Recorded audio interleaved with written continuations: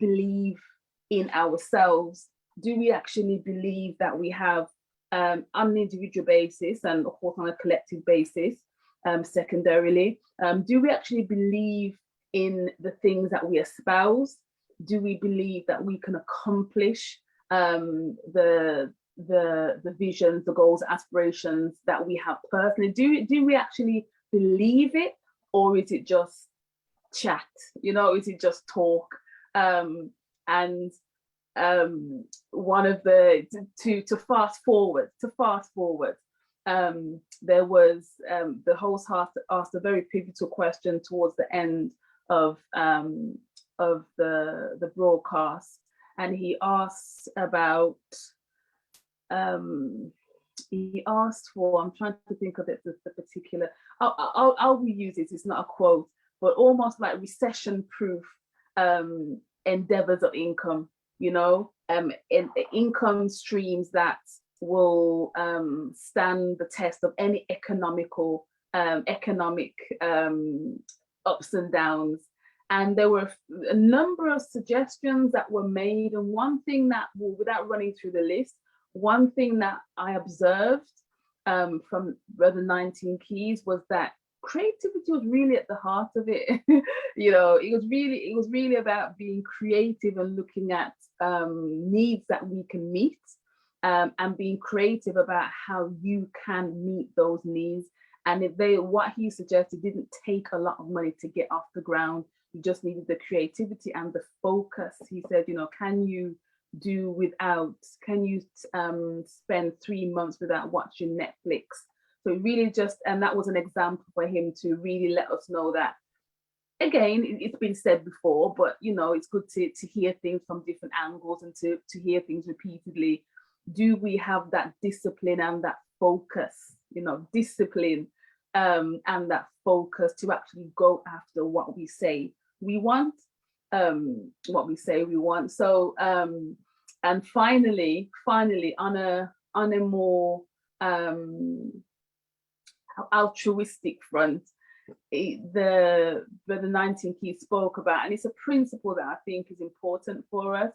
He said that he mentioned in response to a question that was posed to him, that with the increase of influence that he is currently experiencing, he is correlating that with an increase of responsibility and an increase of accountability before the gods.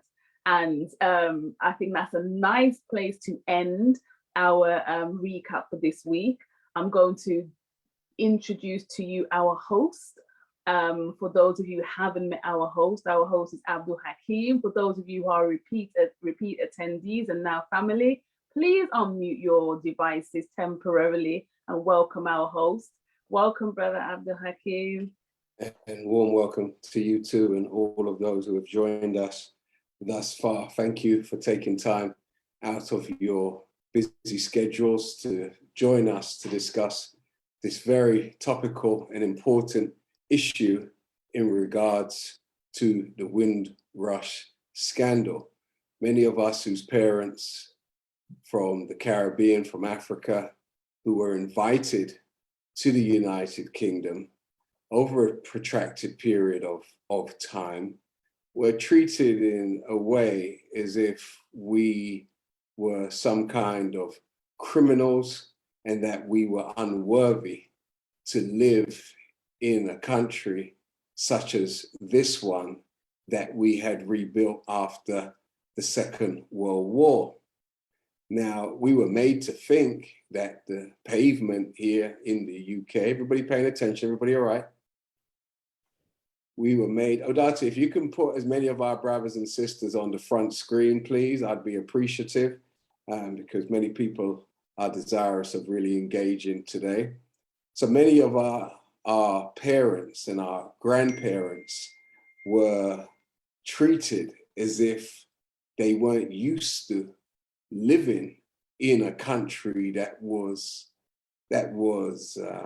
presented as if it was a first world country. But when our parents came here, they found people living in squalor, and they found people living in subhuman conditions, you know, using kitchens for bathrooms and using toilets outside in the garden and all of these type of things. And we wouldn't have expected that kind of behavior from a so-called first world country. However, our parents and our grandparents and our great-grandparents, to some of us, came and mucked in and helped to restructure this country, only to find out that when they had children, because some of them didn't enjoy the level of literacy that, you know, was expected at the time, but how could they enjoy the level of literacy when they were so busy working from can't see to can't see? There was no time to go and sharpen up their skills. And because paperwork was not filled in,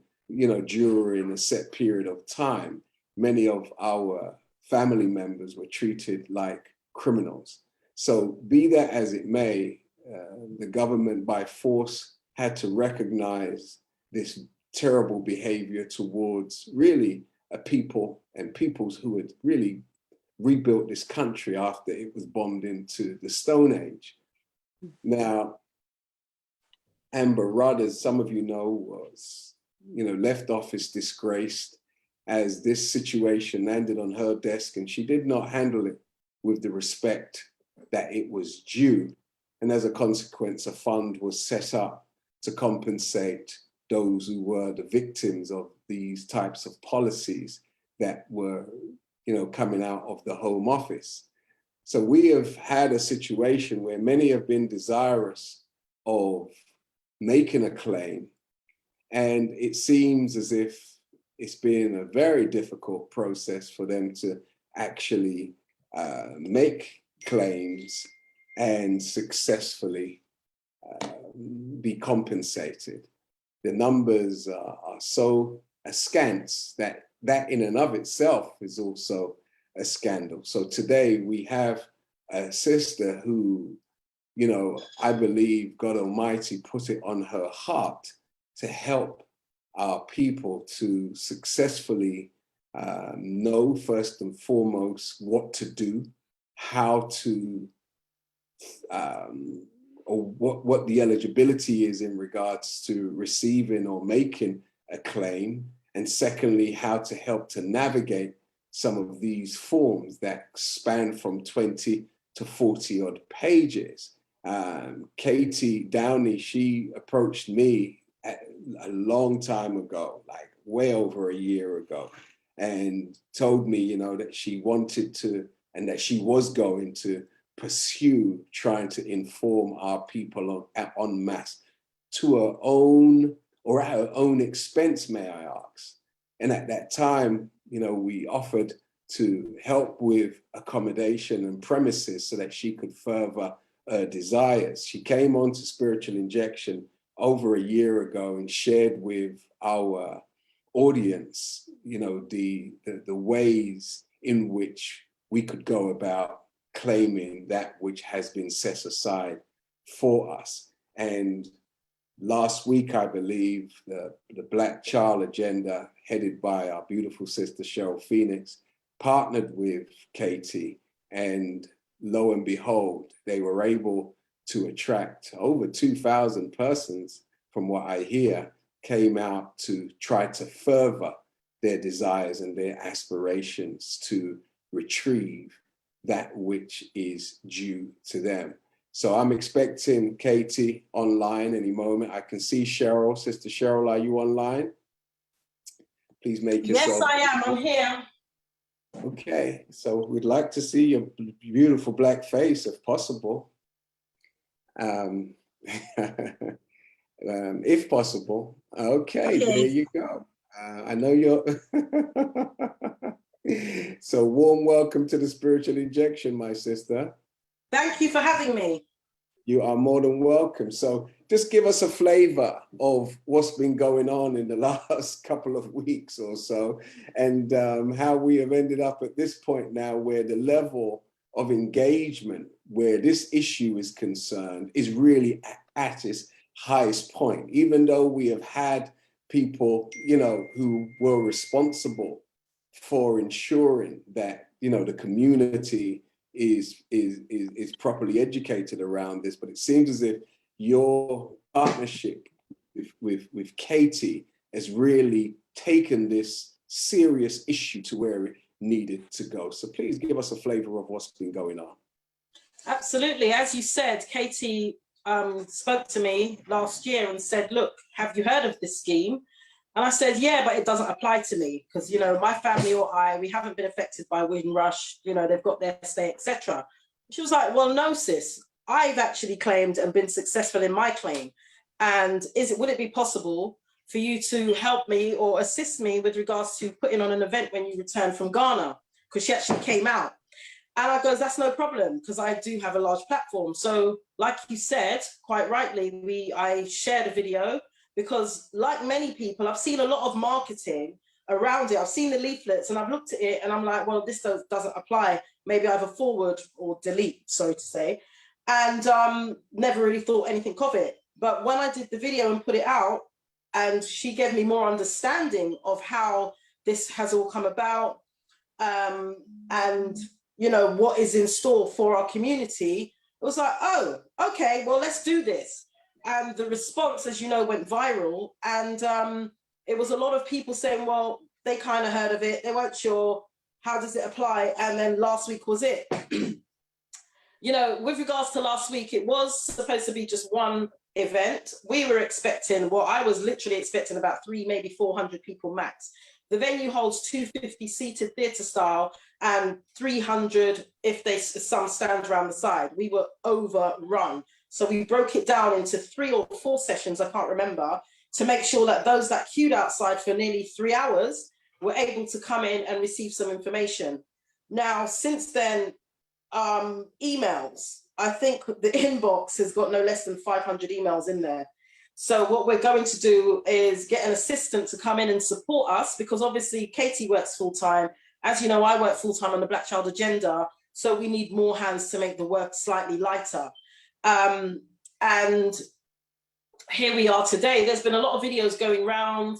You know, I didn't want to get into it, but I'm going to say it as it is, because you know me already. You know, trying to dissuade and disprove and make accusations. And my real response to this is like, listen, whatever it is that people think, or, you know, all these people that claim to be part of this Windrush thing from 2000 and whenever, why is it that nobody else seems to have heard about it until now? So right now, what our aim was to just put the information out there and make the community aware that they are entitled to something, whether they all are or all aren't. At least they have a knowledge and can share that knowledge with their family, with their friends. So shouldn't that be the objective anyway? Like, why would anybody try to seek ownership of something that they don't have the reach to reach the people who are most in need? Like, why would you try and own something like this? It's like, just, why? Because those who have platforms, if those who have platforms are not being approached so that they could spread the message far and wide, and the numbers of people who have successfully claimed since the time, you know, the compensation package was announced, is scandalous. Like, it's scandalous. Like, we've had dozens of our people die whilst they have started filling out their application form. They have died because the process seems to be so overwhelming. So why would anybody, how can anybody justify being angry at you or Katie, who's sounding the alarm from the rooftops? Like, I don't get it. Is it a financial thing? Someone's trying to get richer for the suffering of others? What is it? Actually, honestly speaking, Pete, some people are being paid up to £2,500 or charging up to 35% of anyone's compensation.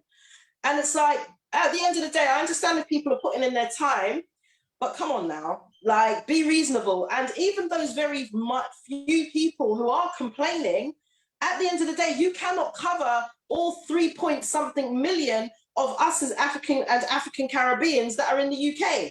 So the fact is, why not join together? Because we keep talking about this village, we keep talking about working together. And the first response is, oh, well, who does she think she is? Oh, well, that's not true. Oh, I'm going to report you to your place of work. Like, who does that? Like, aren't we supposed to be coming together as a people? What is it? Just because there's a little change? Because to me, this is chump change. for what we've been through historically and to date, and you want to be fighting about it like as if you own it. So it's like, come on, we don't all live in Birmingham, Leeds, Coventry, Manchester. We need people in all up and down the country to support, particularly our elders and, you know, disabled people to fill these applications. We need to be training all of us within the community to make sure that they can deliver on training and getting successful applications. So why people are upset, taking ownership, trying to discredit me, trying to discredit Katie is beyond. It's petty, it's stupid, and they're looking, unfortunately, like the fools right now, because I've had so many calls. Just before I came online, I was speaking to a brother who said, sis, have you seen this? It doesn't make sense. What is wrong with our people? And I'm like, my guy, I don't know. I could be a petty patty and put stuff out there, but it's a waste of energy. It's a waste of time. And it's all I want to do is make sure that we as a people get something. All those children that have been excluded, all those people that sat on those deportation centers, all those people, all those women who have died at the hands of the NHS because they're treated so badly when giving birth, all those innocent young black men in the prison system. There's such a huge array of things that can be challenged through this, but yet people want to take their time to bicker and argue. Make it make sense, somebody. Yeah, well, we're going to let it make sense today, or make it make sense in your words this evening, because we've been joined by Katie, and thank you for that entree, Sister Cheryl. I really appreciate that overview, because what your overview reminded me of was the time when, under the Tory government, they made it, you know, permissible, if you will, for those who lived in council homes to purchase their homes. And many of our people who were proud homeowners when they were in the Caribbean and in Africa, but were unable to repeat that process here in the UK, saw that this was a great opportunity to secure their place of abode where their family was living. And my father was a literate man, and he was one of the first in our little community in Brixton to buy his home. And many of his friends did not know how to navigate the form. And they would come to our home day after day, and my father would help them to navigate the forms. And so many, in fact, all of his friends were able to buy their homes. He didn't, you know, have some documentation for them to sign. He was their brother, he was their friend. So he helped them to be where he was. So again, you know, we want to talk village and we want to talk community, but it's not about the talk, it really is about the action. So I personally, on behalf of Spiritual Injection, you know, we commend you both for standing and taking the point on this. And I know, Katie, you've been on the phone with me for years now discussing this. I know your level of passion for this without any form of remuneration. This was something you came to me with that you wanted to do. And you went to TTIP also saying that you wanted TTIP to help. And I remember that. And I did say to you, you know, that we would help with venues. So please, I want the Spiritual Injection. We're not going to allow everybody to take their phones off mute today. We're going to keep the mute on permanent because we don't want no disruption, because I don't do disrespect well.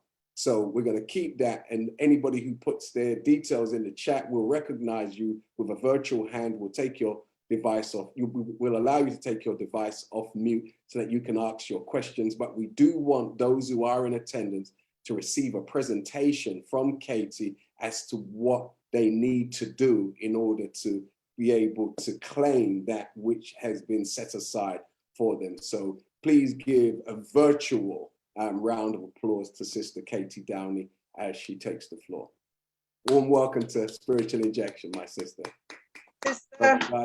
Allow her to take her device off mute.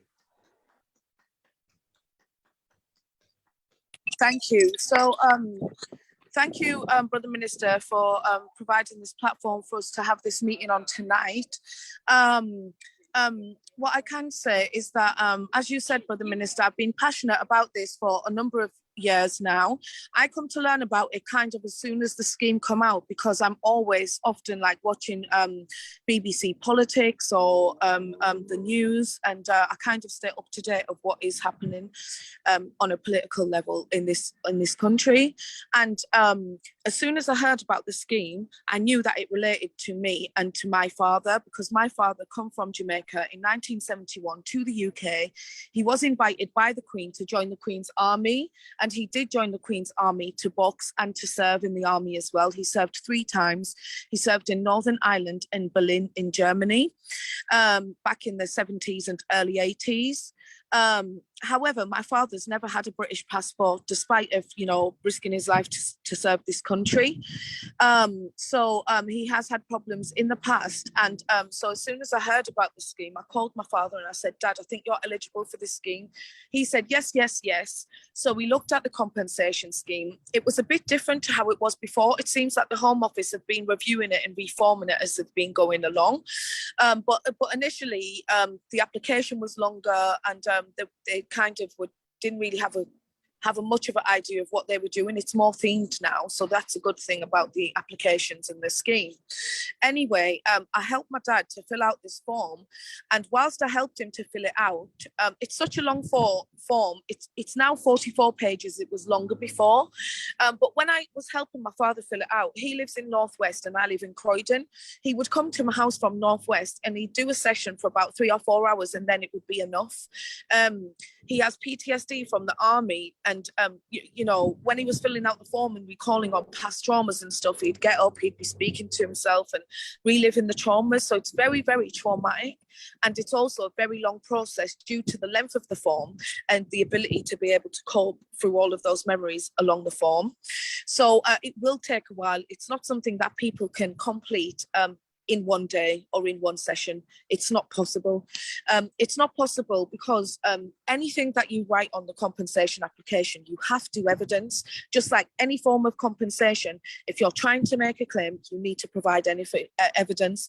That which you state and you don't provide evidence for, you will not be awarded for it. Anyway, we were one of the first ones to apply, and it took them over a year to give my dad his compensation, but they reformed it during that process. So initially they made an offer to him of 40,000, and then once they reformed it, they come back to him, they said, ignore that offer. About 2 months later, they said, ignore that offer, we're going to send you a new revised offer because we've reformed how we process the applications. So my father was given another offer some months later, and his offer was over 50,000, and he got quite a lot of money. Now, of course, that's due to the amount that you get offered is based on the information and the evidence you provide and what you've been through. So if you come from that era and you've been at risk of deportation and stuff, or you've been held in deportation centres or whatever, then of course you're going to get a higher offer. There's different categories in the application form that you need to kind of write your kind of biography under and then provide evidence. So the first part of the form, you put your personal details on there. You put like your name, your address, date of birth, and all of that. The next part of the form, you need to state if you're the person who arrived in the UK from a British Commonwealth nation before the 1st of January 1973, or you are the close family member, which is a son, a daughter, a child, a partner, or like another close type of family member. So for example, in the Caribbean, a lot of us grew up with our grandparents, aunts, uncles, or cousins. So if you had a cousin that you kind of grew up with and you experienced things because of them, or they experience things because of you, you can then apply on that basis. Now, there's different eligibility criteria. So I've just explained if you come before 1973.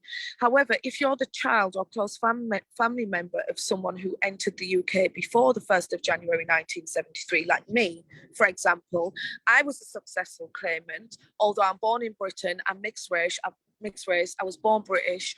I've never had immigration issues myself. However, so I didn't qualify for the immigration and deportation category. I only qualified for impact of life. I'm eligible because my father's eligible due to coming here before 1st of January 1973. But then on my application, I have to write who I am, how I'm related to someone who entered the UK before the 1st of January 1973, how they've suffered, and then what they've suffered impacts my life. So the category that British born people are likely to qualify for is the impact of life.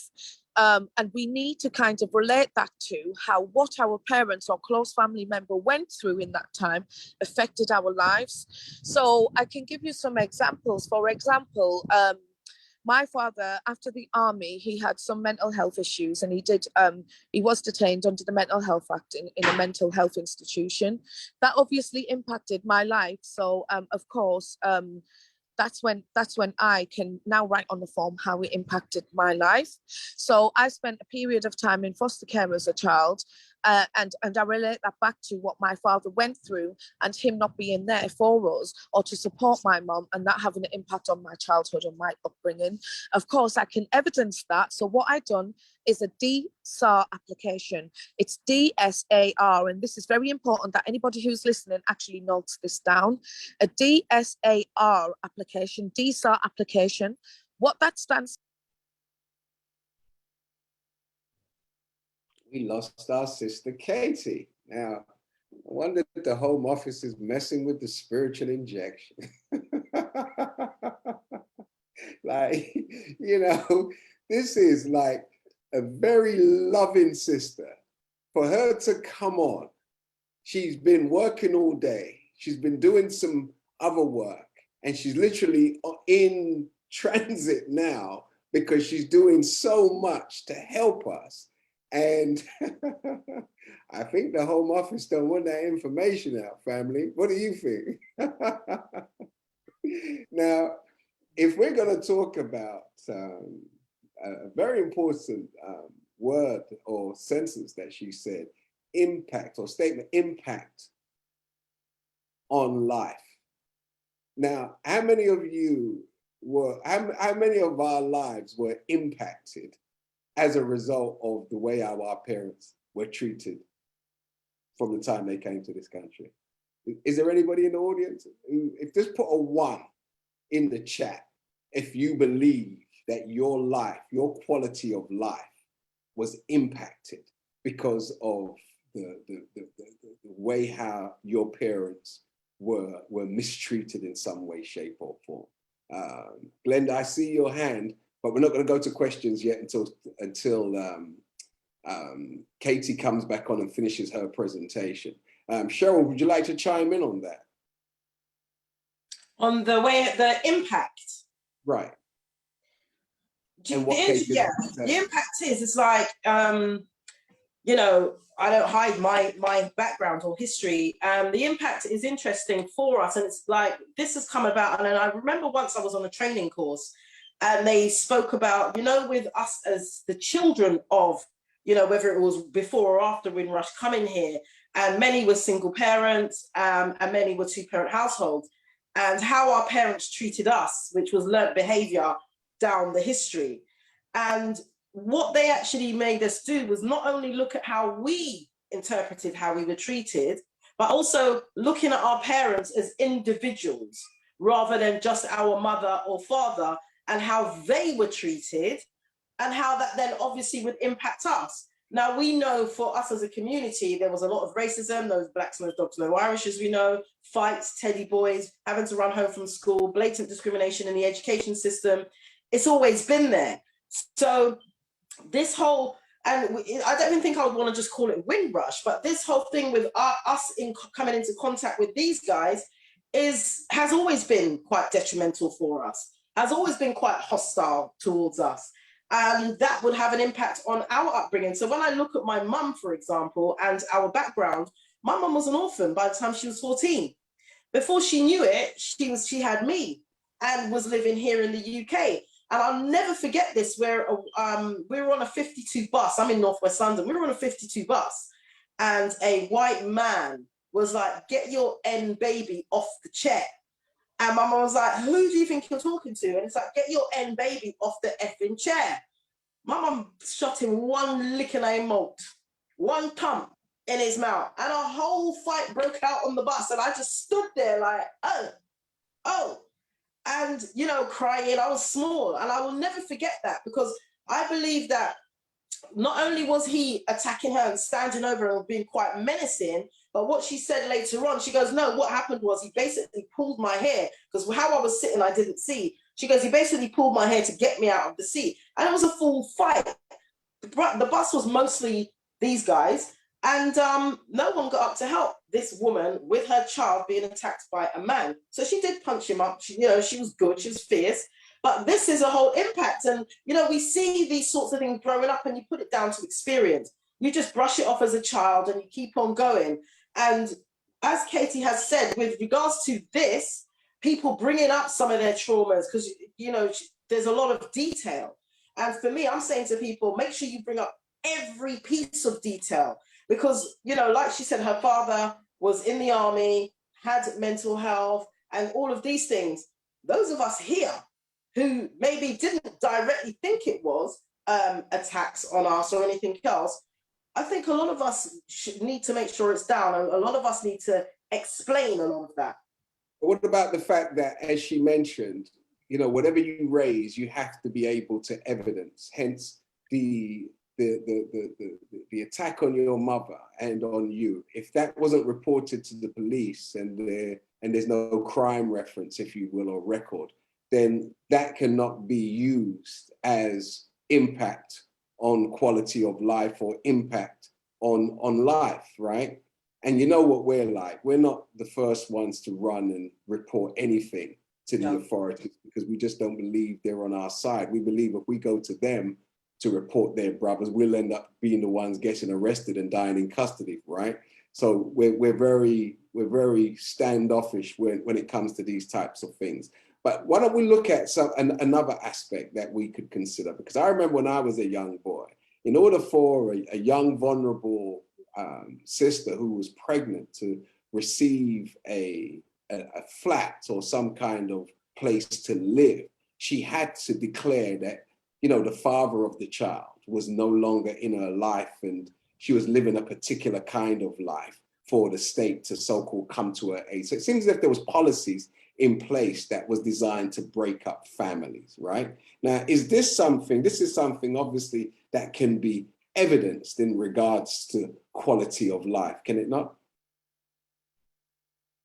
Yeah, 100%, because that was a policy. That was a nationwide policy. So it would be evidence. To je bila politika. Odate, can you manage, or team, can you ensure that everybody is muted? Because we just don't need interruptions, do we? Of course we don't. So please proceed, Cheryl. Yeah, that was a national policy of, the government. So it's that. Remember, for me, on Saturday, I'm going to just go sideways slightly. On Saturday, one of the things, and even prior to the event, and I was reading and looking things up, and me and Katie have been speaking and, speaking to a few other people. And one of the things that jumped out at me was that, first of all, this isn't enough. Second of all, the policies that have been put in place that are lawful seem to affect us, and no one seems to care, from a mental health perspective, from a criminality perspective, from a work perspective, where it's actually a thing and everyone knows a Black man or woman has to work 10 times as hard to even scratch the surface of what a white person will be able to achieve in half the time. Now, if we know that and we can evidence this, we saw documentaries around people trying to rent private accommodation, and you would walk in as a Black person, they'll say it's gone. You send a white person in straight after, they'll actually show them around. So all of these things, we as a people don't need to sit down and log that. It's there. All of this information is already out there. When we look at government reports, government reviews, there's reviews and reports coming out of every single orifice of us as a community that have been written by them, which is evidenced by them, all of the trauma that we consistently go through and still currently go through today. So with that said, I don't see why anyone really, even though I know we have to do it, should sit down and write out 45 pages. You guys have already told us that you're treating us differently to everybody else based on the color of our skin. So if you've already told us based on the color of our skin that we're going to be treated differently, that housing needs aren't going to be adhered to, educational needs aren't going to be adhered to, we'll throw you into prison, X, Y, Z, A, B, and C, then don't you think that you should just be paying us anyway? But then I know we have to apply. It seems as if, obviously there's got to be an administrative process, but Of it course. seems as if from what you're saying that everybody actually has a claim. Like there should be a claim in every household. And this is why I'm wondering why people are being fought against who's trying to raise the awareness, because the mere fact that you did what you did has made it even more acute to me.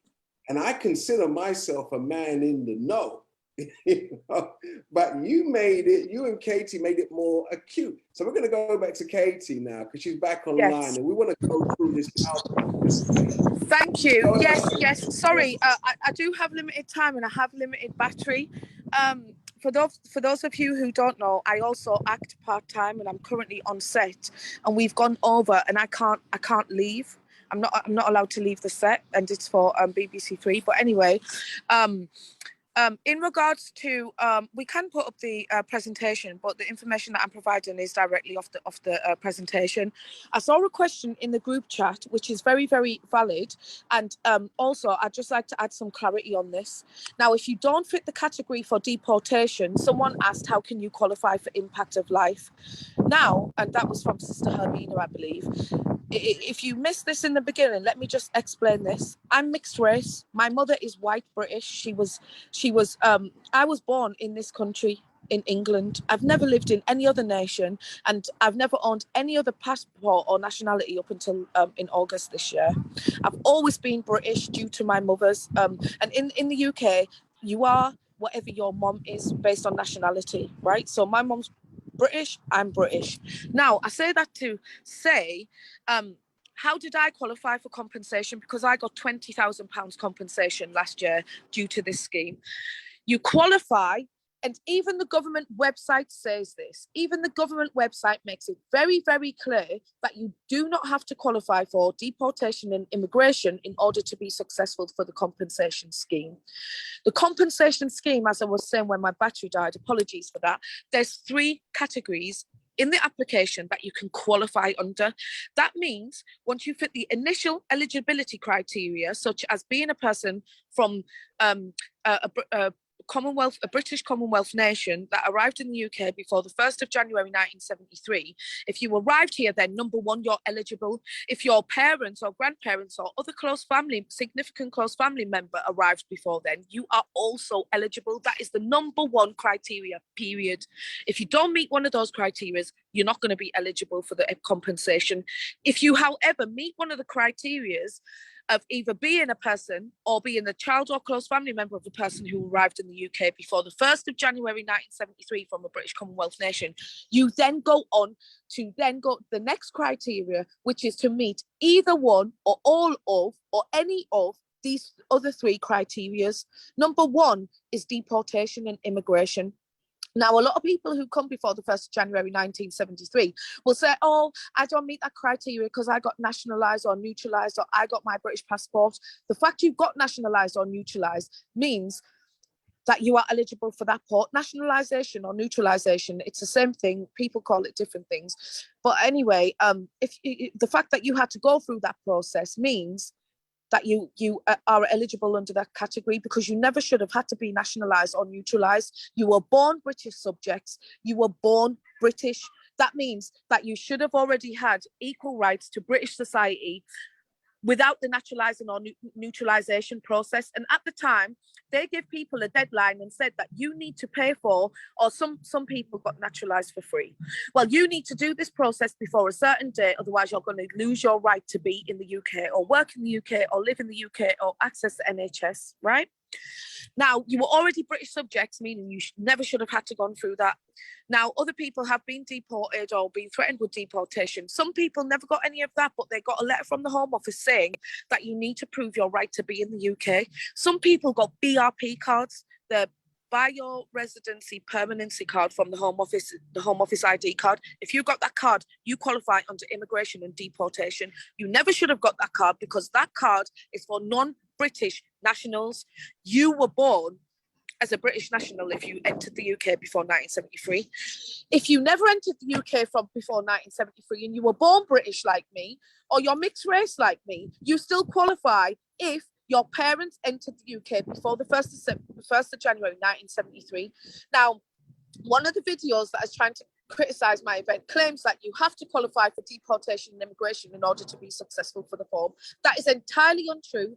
Please have a look on the government website and you will see that the government themselves have written that. So is that person correct in the video, or are the government correct about their scheme that they've put on themselves?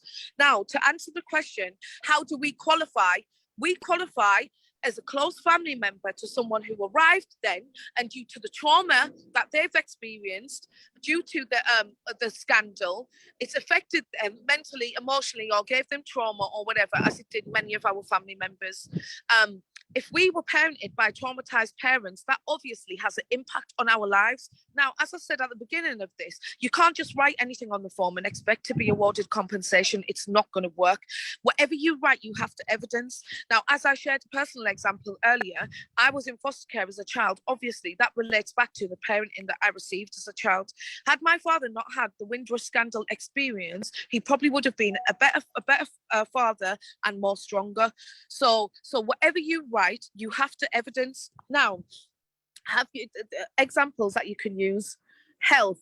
Have you ever had mental health issues? Has that ever been recorded at the hospital or with the doctors? Have you ever been detained? Have you ever received medication, counselling, or any form of therapy for any trauma that you've been to? Does that trauma relate to the way you were parented or the absent parents in your life? Does that relate to having to grow up with maternal deprivation, growing up without your mother because she left you in your home nation, and while she was promised a better life? It was a form of manipulation that they gave our mothers and grandmothers, welcoming you to a better life. And when you got here, it was a much worse life. However, being left alone in early childhood can give children maternal deprivation, meaning that they're deprived of the maternal connection to their mother. That then forms attachment issues. Some of you grew up without your mother or father. You then have struggled to form and maintain positive relationships in your life with your sibling group, with your other family members, with partners, with the other parent of your to the other parent of your child, so your baby mother, your baby father, your ex-wife, your ex-husband. Some of you have had those problems in relationships, and that is likely to be due to attachment disorder that stems from early childhood and being separated from your main caregiver, being abandoned or being rejected.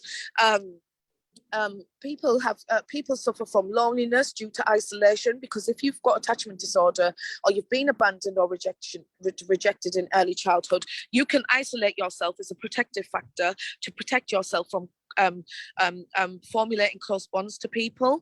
And people do that as a false perception of a protective factor, but actually isolating yourself can lead to loneliness, which can lead to mental health issues. Many people in our community are suffering from that.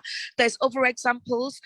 Many of our parents and grandparents that entered the UK before the 1st of January 1973 were denied access to housing. Many of you may not even realise this, and would have had to have grown up in your mum's friend's front room on the floor. All of you, your mum, your dad, and your two siblings, and you would have slept in your parents' friend's house or parents' cousin's house for some time until your parents worked up to 80 hours a week, 2 factory jobs, in order to buy somewhere or rent somewhere for you lot to live in. And even at that point, it would have been a 1-bedroom flat for you all. Some of you still have those memories. That's the type of things that you would put on the form that it impacted your life. There's been a lot of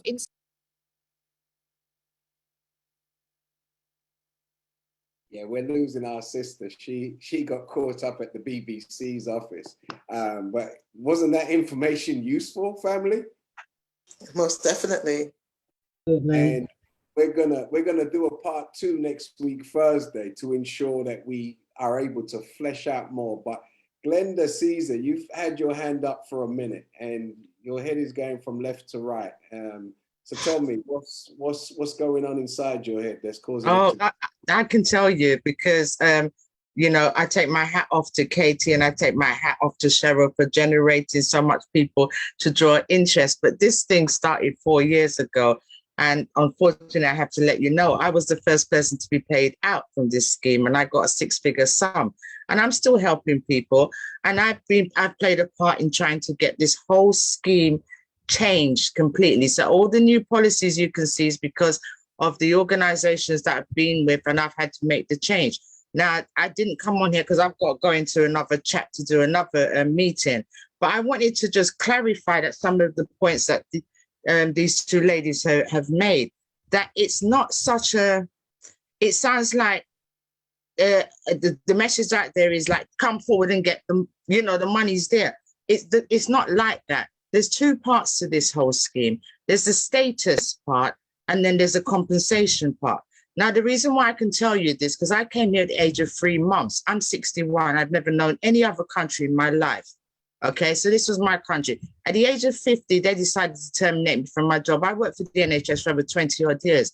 They terminated me from my job, I couldn't get benefits. I didn't even have a British passport. My son was born in 1988. I've got 4 children. My last child, they said he wasn't British. He couldn't get a passport. So I can understand all of the pain that everyone's going through. But what we need to do is have clarity on this thing. And like Katie and Cheryl has said, reach out. I was shocked when I heard about this thing, because I was like, hold on, but I've been doing this for 4 years. I've been on the news. I've been on the telly. I've been on radio stations. I've been all around the country promoting this. So when I saw people rushing out to go down to Willesden, I thought, hold on, where have you been? This story's been out so long. Where have you been? Glenda, you know how, you know, our community works, right? It has pressure points, and there are some people who have a greater level of access. They're like no doubt. They're like the nervous system, if you will. And when you bring something to someone like Cheryl Phoenix, you know, she will get to places that the average person cannot get to. No doubt. I was like that. So no doubt. But what I'm saying is the way the message has gone out. Let me just finish my point. Even though you've been on the journey for 4 years, and kudos to you for what you've achieved, and your experience is most certainly going to be invaluable to us going forward. I think now that this train has become a bullet train, you know, that it would be a great blessing for your experience to be coupled with the zeal and the determination of the sisters and others who are desirous of sending this information far and wide. So what is your views in regards to working with these sisters and others to really send this information far and wide and deep down into the very core of our community? But we have got an organization out already, okay? There's an organization, it's called the National Organization. And it's a thing where everyone can join together, because we have meetings on a monthly basis where we sit with the Home Office officials. I don't like them because they've hurt me, but I have to sit with these people in order for me to get what is right for the people who's being directly affected.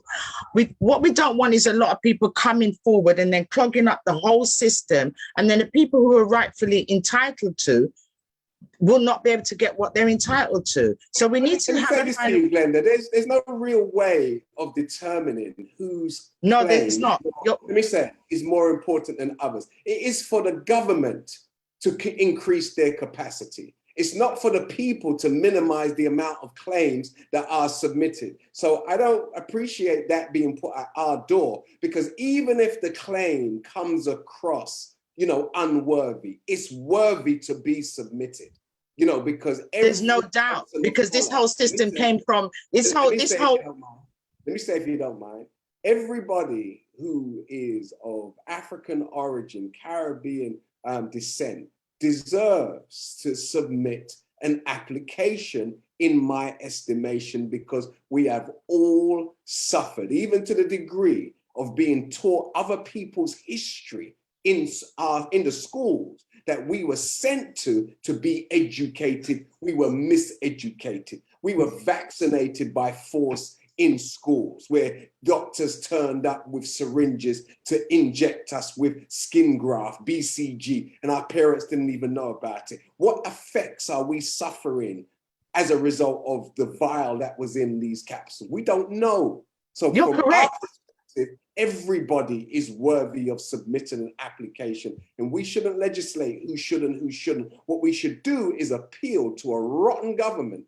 to ensure that they have the administrators in place to ensure that every one of our applications are properly scrutinized and properly awarded in accordance. 100%. I agree with you 100%. And there's ways and means of us doing this together as a large community. And that's what I'm saying. If you're sitting down with government officials, then let them work on the street and let them do what they do with the grassroots, and you feed back the information from where you're getting it from so that everybody can work. But there's no this is what I'm saying to you. This is what I'm saying to you. This is what I do anyway. So it shocks me to know that even with Cheryl, who's got a large platform, and with Katie, that there's a Windrush thing going on, and they haven't reached out to the other organization. I came down there for me to come and sit down with them and say, listen, this is how it goes, and this is what's going on. But obviously, I couldn't get in, and I had my own event going on, so I had to fly back to North London. But this is what I'm trying to say to you. What we need to do is come together, because there's a Windrush Act going, they're trying to put it in place right now. So these are the things what people do not know. We need to come together. We do need to come together. And I'm inviting them to attend the Zoom meeting next week, Thursday, to have their say, to listen to the way that we deal with these people and what we are looking to do. Let me say this, Glenda. We're going to invite you to attend our Zoom meeting because we're having a part 2 to this next week, Thursday. How about that? I can't attend. I'm sorry, because I've got our one to do. Well, and that the people are here on this platform, right? Now, the people are here. The people are here with us tonight. And the mere fact that the people are here with us tonight, it wouldn't be wise for them to attend a Zoom meeting just with 10, 20, 30 persons. That's not representing the masses of our people. They are about action. They're not about a lot of talk and a lot of politics and a lot of admin and all of this nonsense. We want to go to the root of the matter. Brother, it's not about really, that for me. And let me say this, Glenda, and I'm going to go to Cheryl now. I'm a supporter of Cheryl and my sister because they're radical in the way how they just go and tell people, these people owe you money. There ain't nothing wrong with that. Them owe you money, them have money for you. You understand? And how we go about getting those funds is a matter of personal opinion. But to create the intensity from my vantage point and to create this urgency is very important for me. You know, and that's why I commend them, you know, and I give them a platform and I support them because I think these sisters are fantastic. I call Cheryl Harriet Tubman, man. She's Harriet, you understand? And Katie's her assistant. So Harriet, come in. Thank you, my brother. You know, I understand what the sister's saying because I do know now, because like I said, I weren't looking at this before.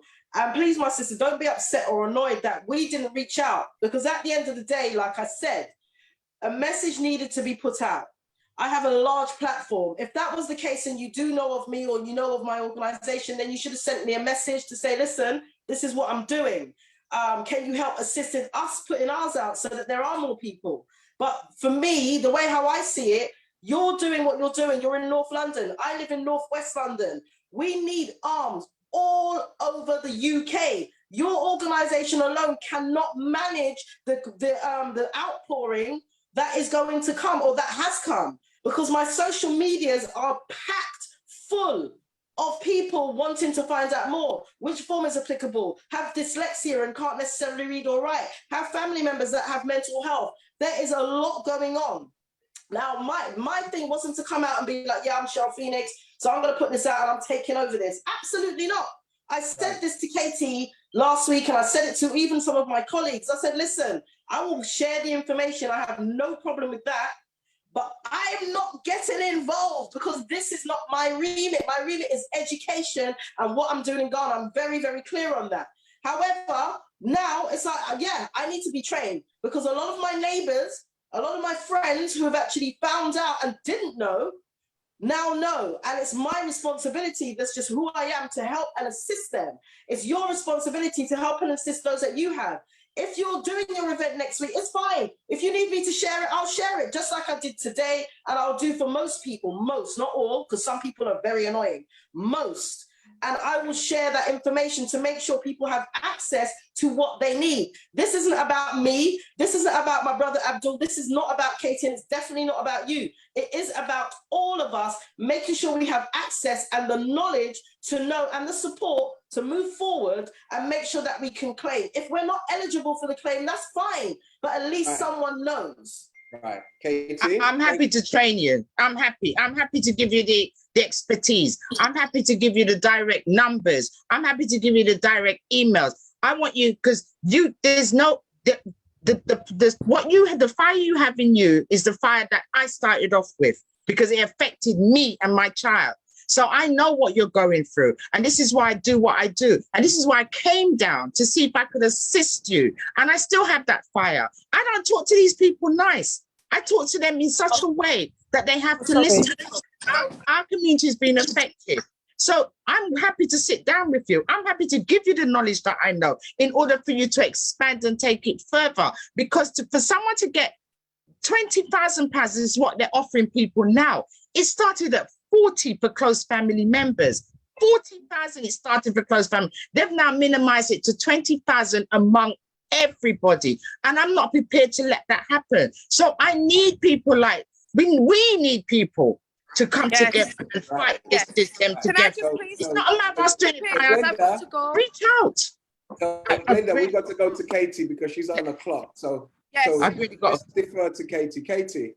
Yeah, thank you. Sorry for the inconvenience as well, but I just want to give a few points. So anybody, not everybody's eligible. However, any persons that come to the UK before the 1st of January 1973 from a British Commonwealth nation, which is all of the Caribbean islands other than Montserrat, and some African nations and other non-Black nations as well. If you come or your family member come before then, and they're your grandparent, or parent, and even in some cases great-grandparent or other close family members like aunts or uncles, you are eligible. You're eligible, but each category, so the immigration and deportation is capped from 10k upwards. Then the impact of life is capped from 10k upwards. So even if you meet just one of those criterias, such as impact of life, you're going to get £10,000 or more. Now, if you meet impact of life and deportation, you're likely to get an offer of £20,000 or more. Now, sometimes people are getting small offers because of how you're writing the application form. And you may write a whole heap of things, but evidence 2 or 3 of them. You're only getting paid for what you can evidence. So our sessions are on informing you about what to write and how to write it and how to find your evidence. So there's DSAR applications, which is data subject access request. That's a legal request. If you send that to any organization, they have to provide the information within 28 days. Otherwise, you can sue them. Another act that you can use to request information is the Freedom of Information Act request.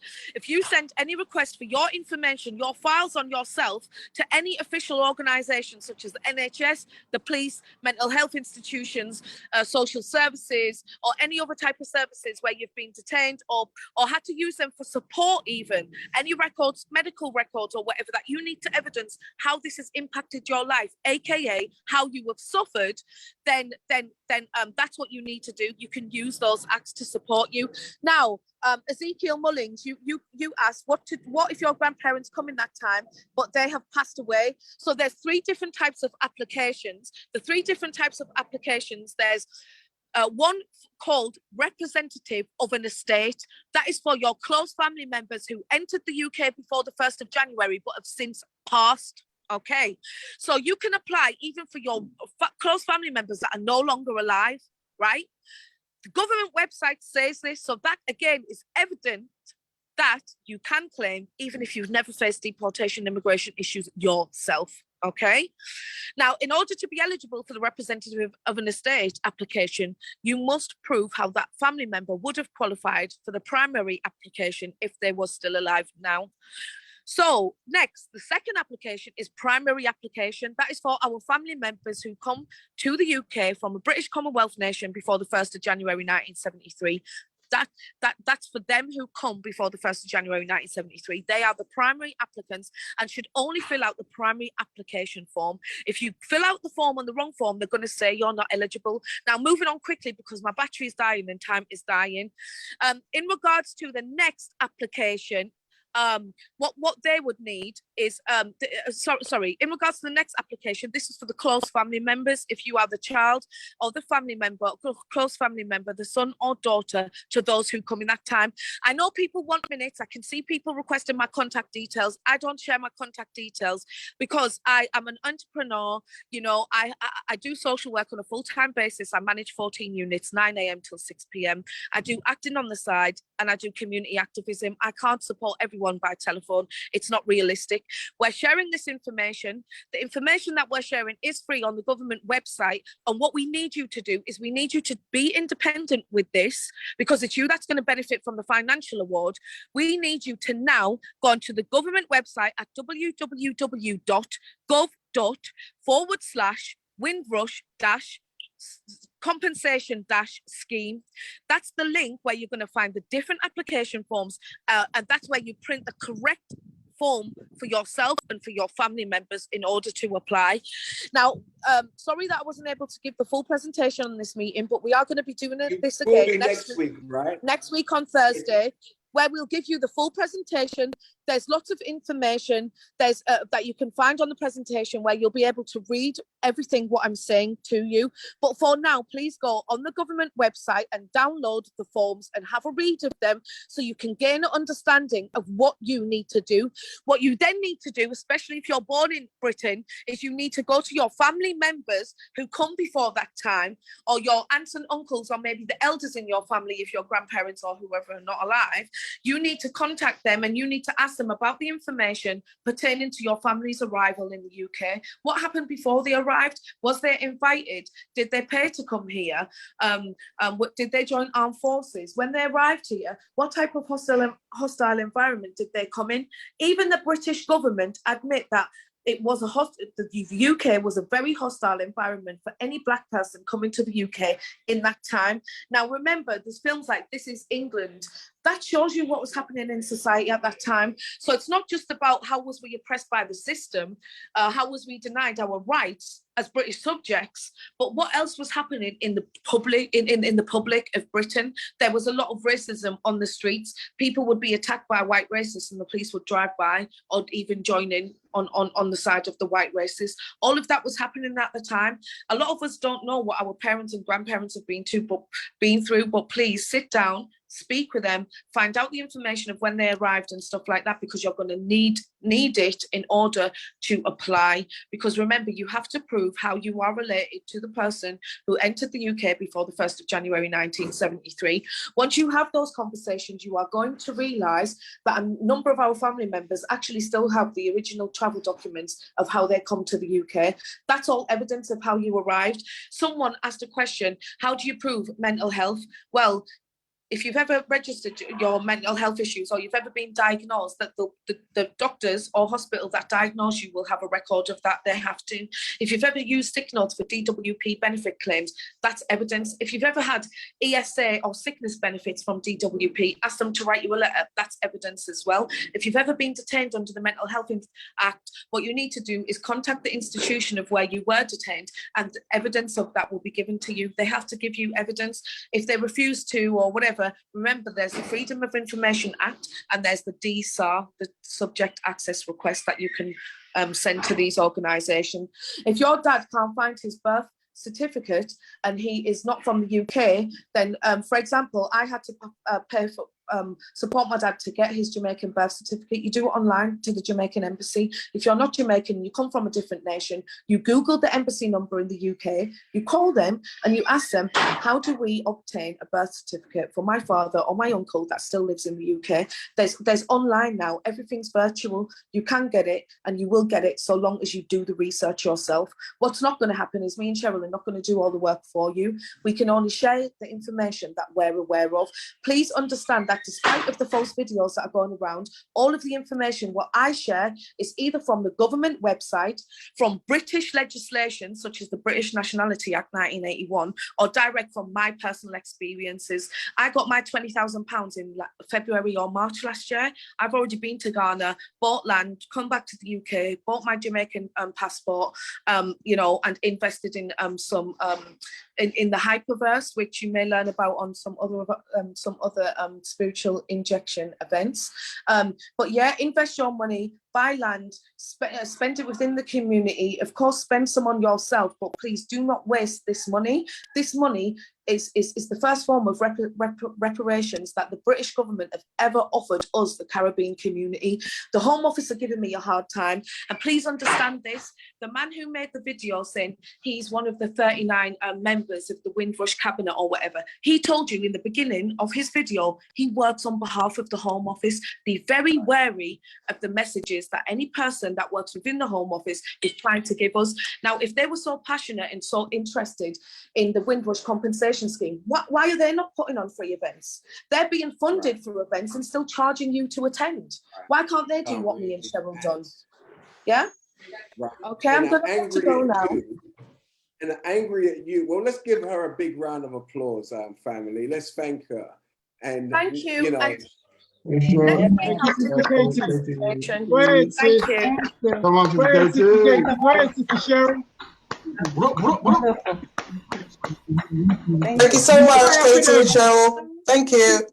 She was obviously moving at 1,000 miles an hour. Next week, we will have her seated in our studio, going through her presentation, okay? She will walk this back next week and take her time and flesh it out.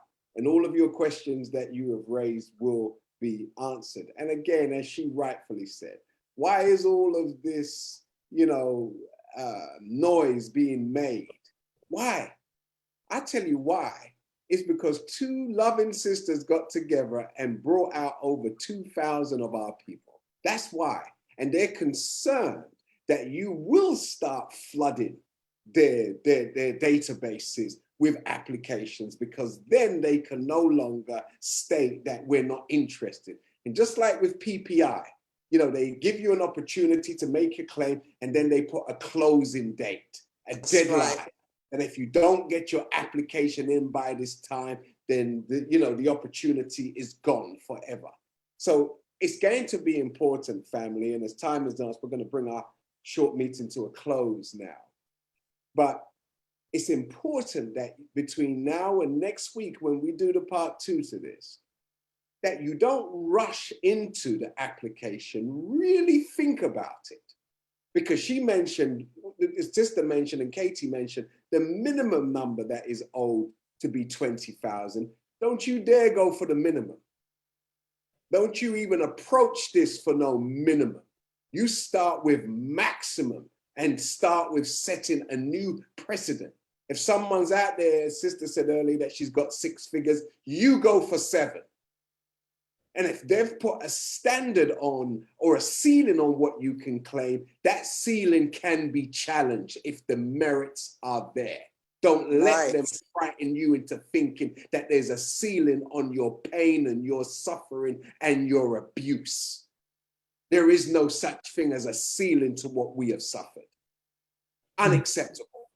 And with the right MPs taking this up, then they will have to change the ceiling once we are able to petition, start a petition and get it beyond a particular point, then they have to address it in Parliament. And these should be some of the things that we're putting to the so-called Labour Party if they want our vote. They got our parents' votes, didn't they? Just blind vote, every election, blind vote. Labour, Labour, Labour, Labour, Labour. because they Yes. voted Labour in Jamaica or Labour, them are Labour, right? So everything are Labour. We've had plenty of children, we're going to Labour. We got to work, we are Labour. Pure Labour, everything are Labour. But we have never received no justice from no That's Labour. right. Yes, sir. All we've done is give our Labour, but we haven't received due compensation. Come in on, return brother. Come for on, our blood, brother. our sweat, and our tears. So I'm saying to all of you on this line here, don't come on here with this little mentality, boy, I just want little money. Little money, nothing. Little money, nothing. Let's go for the highest award. And we're going to bring Katie, and we're going to bring Cheryl and others back next week, Thursday, and we're going to walk you through the PowerPoint presentation. So we want you to have your cameras so that you can take a picture of every screenshot that is presented. So Odate, raise up the first slide so we can give those online a flavor of what we're going to show them next week. Okay? Let's share the screen and let everybody see how we're going to flesh this out and walk them through, because my beautiful sister said that we should have a workshop in the community. We will start looking for accommodation to do this, where if you want to come to a place, we will have you come to a place and we will share with you the information that you need to know. So next week, if you can clean this up, there you go. So next week, we will go over these aspects: eligibility, collecting your evidence, application process. Next slide. And we will go through. Next slide. Who is eligible? Next slide. Next slide. Next slide. Next slide. Okay, take it down for a sec. Now, next week, we're going to walk you through this and flesh it out. Even some of the slides are a bit, they got a lot of information. We're going to break it down and make it very graphic for you between now and next week, Thursday. So you got 7 days to register for next week and invite every member of your family. If there's 5 of you, then there needs to be 5 applications per household. If there's 7 of you in the family, there needs to be 7 applications. Every family in this country of African and Caribbean descent needs to make an application. You agree? Yes, sir. I can't hear. Yes, we do. Yes, I do. So let us, ensure that if your parents have passed, treat their information with dignity and treat their information with sacredness, because the information that they left really is a treasure trove for you. And whatever they didn't receive, what was due to them whilst they was among us, the trust now is passed to you, and the responsibility is passed to you, and it's passed to me. And we've got to make sure that justice is served on our watch. You agree? Yes, sir. Absolutely. Yes, Most sir. definitely. Let's thank our sisters for stirring up this pot. Thank you, Cheryl. Thank you so much. Thank you, Cheryl. Thank you, Katie. Because people are making videos now because the pot got stirred. Thank When you. prior to stirring the pot, you didn't even know these people existed. Exactly. They don't. Who are you? But all of a sudden, you're talking about All this, of a that, and the other. sudden, Okay. So you represent the pot, and you're the little bit of time that goes in it. You're just a little piece of it. But the pot is us. We're the soup. That's right. You understand? And the soup is ready. Ready? Let's Overboil. make sure that we don't play with this. Absolutely. Katie said something very serious when she was closing. She said, me and Cheryl is not going to do this for you. And it's important that none of us expect anybody else to just do this for us. Do you understand? If you've got a literate nephew, a niece, someone who's been to college, someone who's been to university, someone who's got an A-level, that person there in your family you must summons them to be the administrator of these claims. Do you understand? Yes, sir. Everybody's got someone in their family who's been to college, right? Or got some kind of A level, right? Everybody can't be in prison, can they? We usually have at least one. So that one now becomes the family's lawyer. Yeah? The family administrator. 7 of you, 7 forms. Okay? And the person for their services, you know, the family member should offer the administrator 5% of any claim successfully, you know, submitted. You got to incentivize. You got to incentivize. So 5% of a minimum of 20,000 is how much, Colin? Cheryl, you're on mute. 5% of 20,000. 4,000. Come on, quickly. It's a grand. It's 1,000. Simple, it's £1,000. I was just waiting to see if you lot can get it. It's £1,000. Now, if there's 7 of you, like, come on. Pay the person to come and help you. Are you with me, family? I'm very serious. Because your forms are going to take hours, days to do. And they need to be properly filed. And it's going to be like an interview. All right? So she's going to walk us through next week what she had to do. And our other sister will come back, God willing, and walk us through. But the idea is by next week, this time, when we finish, we want everybody to be clear. Okay? Yeah. Are you with us on this? Yes, sir. Yes, so sir. Most definitely. Ensure, family, that you bring your friends, your family, and members of your community next week, Thursday. And we're going to ensure that you have all the PowerPoint slides simplified. Bring your smart device so you can take pictures of everything we're going to put on the screen. And bring your administrator also on the line, your little nephew, your little niece, your cousin, whoever they are. They don't even have to be in this country. They could be in the Caribbean. They could be in Africa. Bring them on the Zoom. You understand? And sister will explain to them what the family needs to do in order to get what they're due. All right? Yes, okay. Yes, so with that said, is there any closing remarks, Sister Cheryl, that you would like to share with us?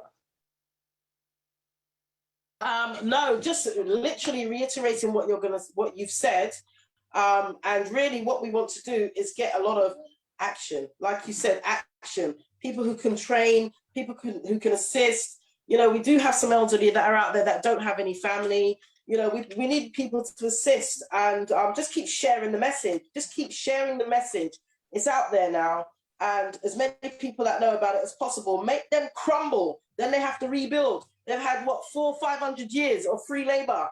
Hey, it's about time they paid something. This is 0.001% of what is owed to us. Get your money. And I'll speak to you. Well, I've already spoken to you about my plans for the future. So let this take place and get rolling, and then we'll start sharing on the other side. Wink, wink. And you know the beauty about this, Cheryl, unlike with the reparations claim, they have admitted that they have done us wrong with this. That means the floodgates are open. They can't take back that talk. It's out there. It's out there. It's out there. They have accepted liability. It's now our duty to hold their feet to the fire. 100%. This is not it. This isn't it. We need to keep going and pushing. Sure. Everybody else was voluntarily. Cheryl, this is training for us. This is to get our minds ready for the legal battle of our collective life. Right. Because reparations is not for one group or this group, that the group there. That's for all of us to come together to fight that fight. Okay? So this is training each one to document their pain, their suffering, their humiliation, their annihilation. This is for everybody to write a journal and document all of the evidence that your family has, all of the doctor's reports, everything you have must be in a document, because this is to segue into the big fight, which is the fight for reparations. Okay? This is a start. This is the segue. So make sure you have your documentation. All right? Lest you become a part of the problem. And don't listen to no talk of nobody who want to tell you, oh, we're already doing it, so everybody must join our organization. No, no, no, no, no.